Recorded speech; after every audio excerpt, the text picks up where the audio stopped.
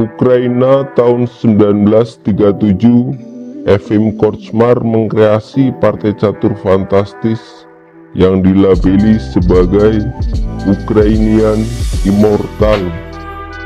Efim Korczmar memegang bita putih berhadapan dengan pecatur bernama Polyak.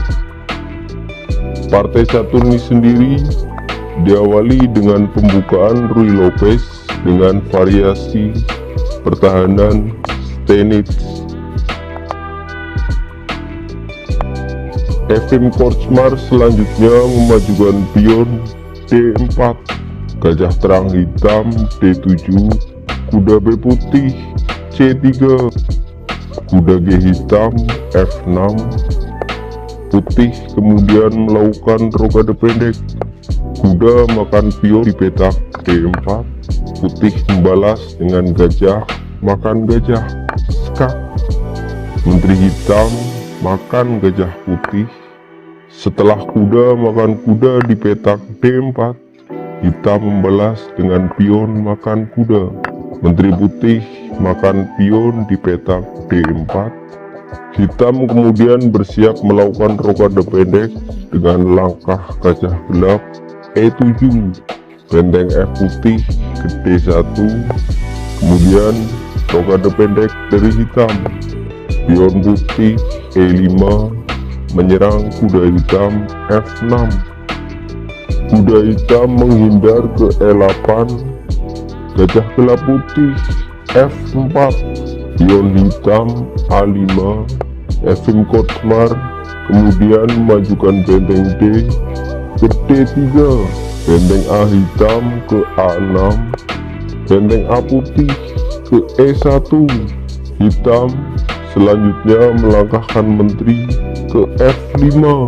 Efim Korczmar menggerakkan kuda ke D5 menyerang gajah gelap hitam, gajah hitam mundur ke D8.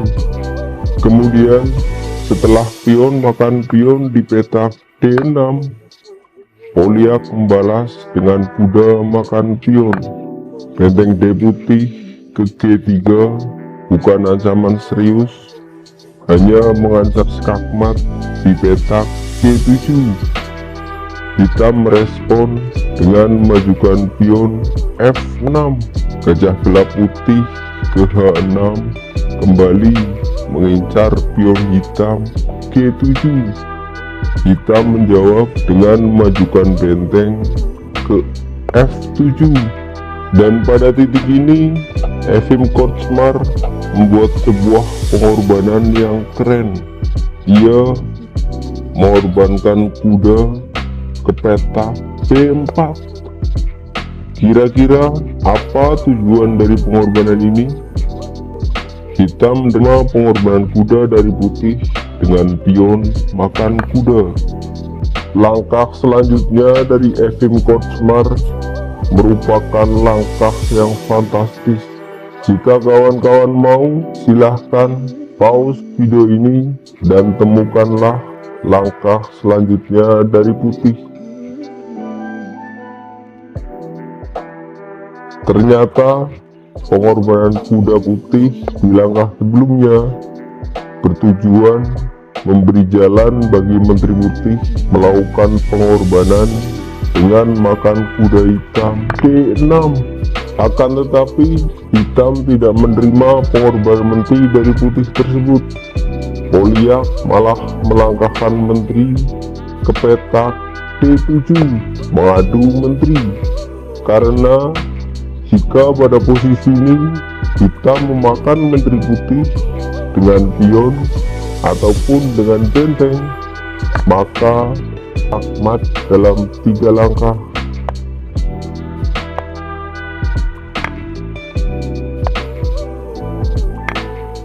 Karena itulah pada posisi ini hitam memilih langkah menteri petak D7 mengadu menteri, dan lagi-lagi Efim Korczmar menawarkan menteri secara cuma-cuma.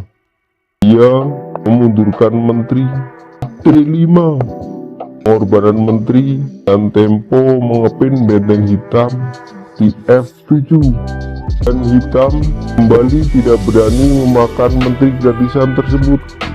Polyak pilih langkah raja ke F8. Tentu saja jika pada posisi ini menteri hitam makan menteri putih, hitam akan terkena skakmat dalam 4 langkah.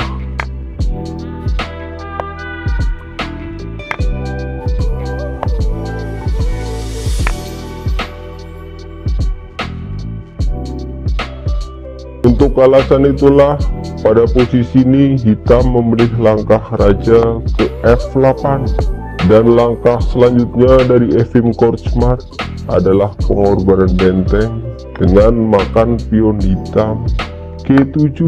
Jika pada posisi ini benteng hitam makan benteng putih G7, maka menteri hitam akan tumbang. Karena itulah pada posisi ini hitam tidak memakan benteng putih, namun hitam memilih memakan menteri putih dengan menteri. Dan pada posisi ini Efim Kortsmar membuat sebuah langkah yang brilian. Sekali lagi, jika kawan-kawan mau, silahkan pause video ini dan temukanlah langkah selanjutnya dari putih. Putih melangkah, hitam menyerah. Efim Kortsmar mengorbankan benteng G ke peta P8 skak, dan setelah langkah ini hitam terpaksa menyerah. Hitam menyerah karena jika permainan dilanjutkan, hasilnya akan seperti ini. Raja makan benteng putih di G8 akan dibalas putih dengan benteng ke E8 skak. Benteng hitam menutup skak di F8, dan akhirnya benteng putih makan benteng di F8 skak mat.